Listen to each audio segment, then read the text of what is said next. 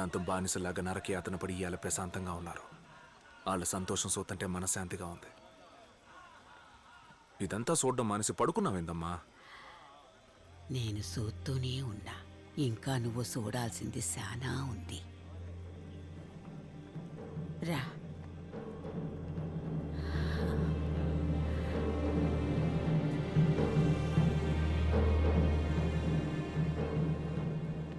ధర్మే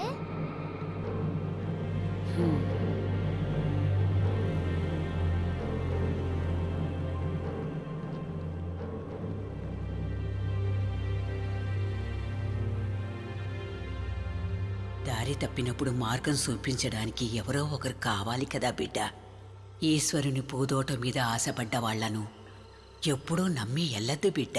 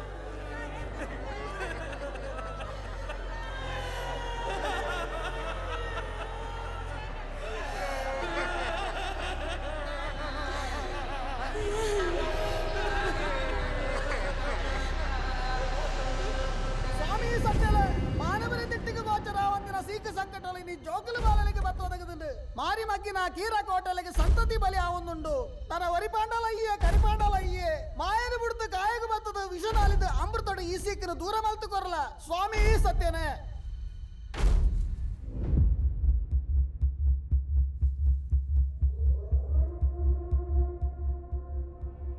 దైవాలనెవరో బంధించారు.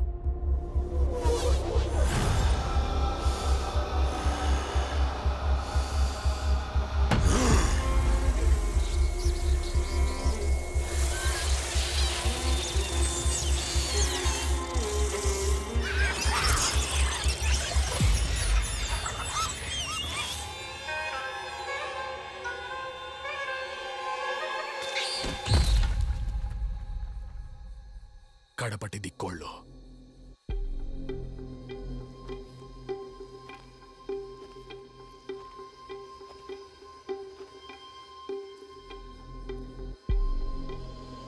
దీన్ని ఈశ్వరుని పూతోట అని ఎందుకు పిలుస్తారు?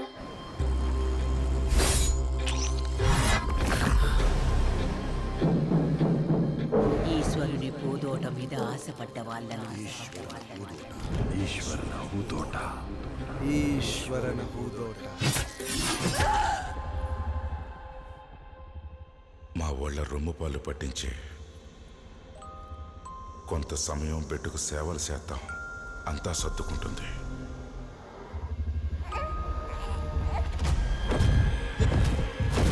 మన బిడ్డ చచ్చిపోయినాడు. ఎప్పుడు నమ్మి ఎల్లద్దు బిడ్డ. అన్నా, నీ వల్ల అవ్వదులే, వదిలే. ఎందుకు ఊరికే చేతులు కాల్చుకోవడం?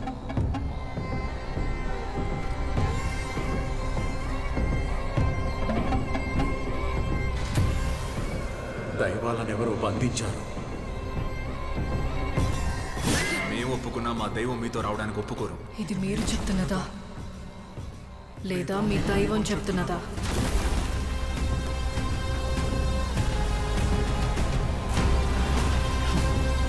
ఈశ్వరుని పూతోట. ఈ అడవి శక్తులకి భయపడి ఇన్నేళ్లు యుద్ధం వద్దని కూర్చున్నాను నేను. కనకవతి, కాంతారా మనదవ్వాలి. వాళ్ల దైవం రాళ్ళు మన ఆస్థాన మెట్లుగా మారాలి. అదంత సులభం కాదు. వాడొచ్చింది కేవలం దైవస్థాపనకి కాదు, ధర్మస్థాపనకి. భయపడకండి, మీ ఆశ నెరవేరడానికి ఇంకొక్క పని మిగిలింది.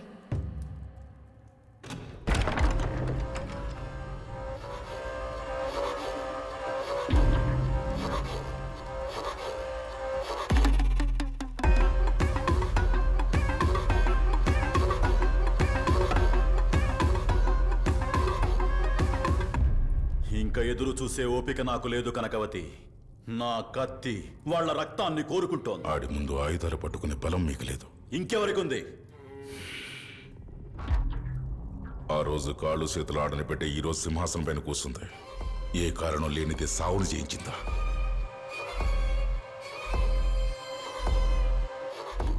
బాంగ్రా రక్తం కడపటంలో రొమ్ముపాలు రెండిట్లో ఉన్నది విషమే. బాంగ్రా మహారాజు కూతుర్ని ముందు నిలబెట్టి యుద్ధం చేశాడని మాట రాకూడదు. ఆయుధాలు మీరే పట్టండి, బలం నేనిస్తాను.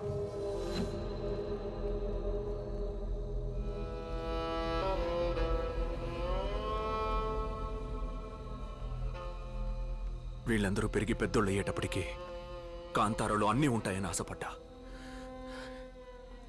ఇవాళ ఈ పిల్లల్ని మనమే చూడలేకపోతున్నాం. ఇన్నేళ్లు మనల్ని సేరతీసి కాపాడుకోవడానికి వచ్చిన దైవానికి కంట్లో నెత్తురొత్తుండొచ్చు. వాళ్ళు మన నమ్మకాలు కంటించిన నిప్పు కారు చిచ్చుగా మారి వాళ్ళనే బూడిద చెయ్యాలా? అది కాదు బెర్మే. ఇంకా ఒట్టిగా కూర్చోడానికి కుదరదు చెప్పా. ఇది మన స్వార్థానికి చేస్తున్న యుద్ధం కాదు. ఈ యుద్ధం వాళ్ళ స్వాధీనంలో ఉన్న మన దైవ రాయి కోసం.